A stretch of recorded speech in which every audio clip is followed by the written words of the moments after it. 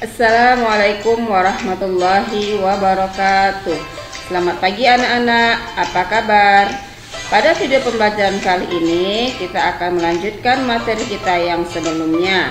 Jika pada materi sebelumnya kita sudah membahas tentang struktur dan fungsi sistem pernapasan manusia yang terdiri atas organ pernapasan manusia, mekanisme pernapasan manusia, serta mekanisme pernapasan dada dan perut saat inspirasi dan ekspirasi. Jadi, pada video kita kali ini kita akan melanjutkan materi kita, yaitu materi ke-20 dengan judul yang sama, yaitu Sistem Pernapasan Manusia bagian kedua. Masih bersama dengan Ibu Nurleni SSI NPD. Kita masuk ke bagian yang ketiga, yaitu tentang frekuensi pernapasan.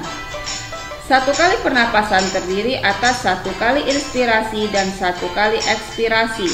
Banyaknya jumlah pernapasan manusia dalam 1 menit disebut dengan frekuensi pernapasan. Beberapa faktor yang mempengaruhi frekuensi pernapasan manusia antara lain: 1. Umur. Pada umumnya, semakin bertambah umur seseorang, maka semakin rendah frekuensi pernapasannya. Hal ini karena semakin berkurangnya proporsi kebutuhan energinya. 2. Jenis kelamin. Pada umumnya, proses metabolisme pada laki-laki jauh lebih tinggi daripada perempuan, sehingga frekuensi pernapasan laki-laki lebih besar daripada perempuan. 3. Suhu tubuh. Semakin tinggi suhu tubuh, maka semakin cepat frekuensi pernapasannya. Hal ini terjadi karena adanya peningkatan proses metabolisme di dalam tubuh, sehingga diperlukan peningkatan pemasukan oksigen dan pengeluaran karbon dioksida. 4. Posisi tubuh. Posisi tubuh sangat berpengaruh terhadap frekuensi pernapasan. Hal ini berkaitan dengan beban yang harus ditanggung oleh organ tubuh. Semakin besar beban yang harus ditanggung oleh organ tubuh, maka tubuh membutuhkan banyak energi, sehingga frekuensi pernapasannya pun tinggi. Misalnya, orang yang sedang berdiri, frekuensi pernapasannya lebih besar daripada orang yang sedang duduk.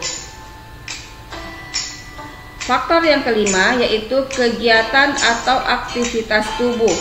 Orang yang melakukan aktivitas memerlukan lebih banyak energi dibandingkan dengan orang yang tidak melakukan aktivitas, seperti duduk santai atau tiduran. Ketika tubuh memerlukan banyak energi, maka tubuh perlu lebih banyak oksigen sehingga frekuensi pernapasan meningkat. 4.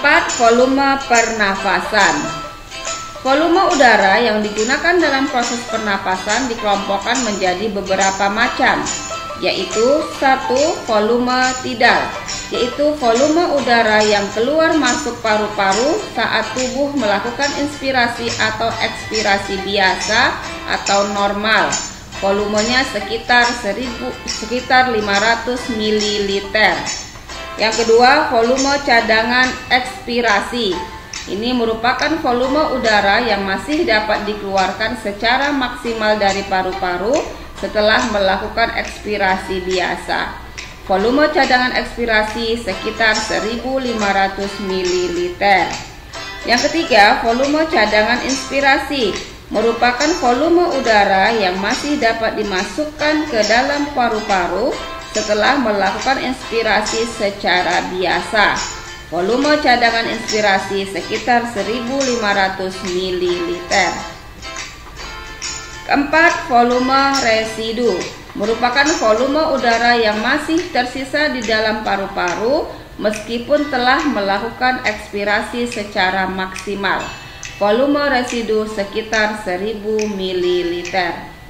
5. Kapasitas vital paru-paru, yaitu total dari volume tidal ditambah volume cadangan ekspirasi ditambah volume cadangan inspirasi.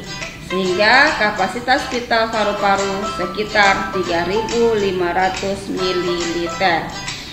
6. Kapasitas total paru-paru, yaitu volume udara yang dapat ditampung secara maksimal dalam paru-paru. Volume kapasitas total paru-parunya yaitu volume kapasitas vital paru-paru ditambah volume residu, sehingga volumenya sekitar 4.500 ml. Oke, kita lanjut ya, pembahasan selanjutnya bagian B, yaitu gangguan pada sistem pernapasan manusia dan upaya untuk mencegah atau menanggulanginya. Ada banyak sekali gangguan yang dapat terjadi pada sistem pernapasan. Tahukah kamu apa saja gangguan yang dapat terjadi tersebut? Ayo kita pelajari bersama. Yang pertama, influenza. Influenza disebabkan oleh infeksi influenza virus. Ya, ini dia gambar virus influenza. Kemudian influenza itu gejala umumnya berupa demam dengan suhu lebih dari 39 derajat Celcius, pilek, bersin-bersin, batuk, sakit kepala, sakit otot, dan rongga hidung terasa gatal. Virus ini dapat menular ketika seseorang menyentuh permukaan yang terkontaminasi virus. Kemudian orang tersebut menyentuh bagian mulut dan mata. Agar tidak mudah tertular virus ini, sebaiknya menggunakan masker ketika berkendaraan dan rajin mencuci tangan dengan menggunakan sabun sebelum makan. Gangguan yang kedua yaitu tonsilitis. Ini adalah gambar orang yang menderita penyakit tonsilitis.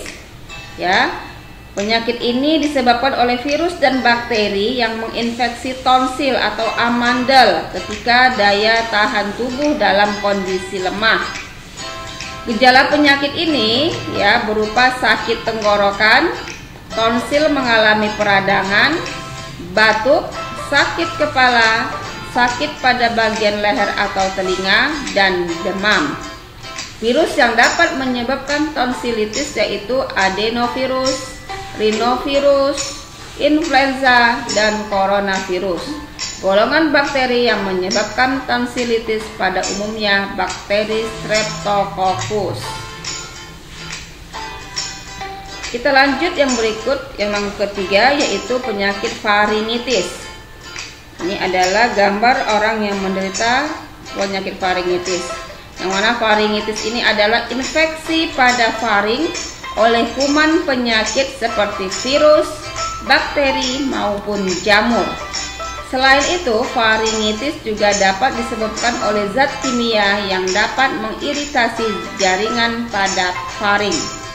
Penanganan faringitis yaitu dengan memberi antibiotik dan antifungi untuk membunuh bakteri serta jamur yang menginfeksi faring. Selain itu, tentu harus ditambah dengan mengkonsumsi makanan yang bergizi agar sistem pertahanan tubuh menjadi lebih kuat. 4. Pneumonia. Pneumonia merupakan infeksi pada bronkiolus dan alveolus yang disebabkan oleh virus, bakteri, jamur, dan parasit lainnya. Pada paru-paru penderita pneumonia terdapat cairan yang kental. Cairan tersebut dapat mengganggu pertukaran gas pada paru-paru, sehingga menyebabkan oksigen yang diserap oleh darah menjadi kurang. Gejala penyakit ini demam, batuk berdahak, tidak enak badan, sakit pada bagian dada, dan kadang mengalami kesulitan bernafas. Penanganan penyakit ini dengan memberi antibiotik, obat agar saluran napas menjadi lebar atau bronkodilator, terapi oksigen, dan penyedotan cairan dalam paru-paru. Berikut adalah gambar ya, berupa gambar ronsen dari paru-paru. Pada bagian kiri paru-paru untuk normal, manusia dalam kondisi kesehatan normal.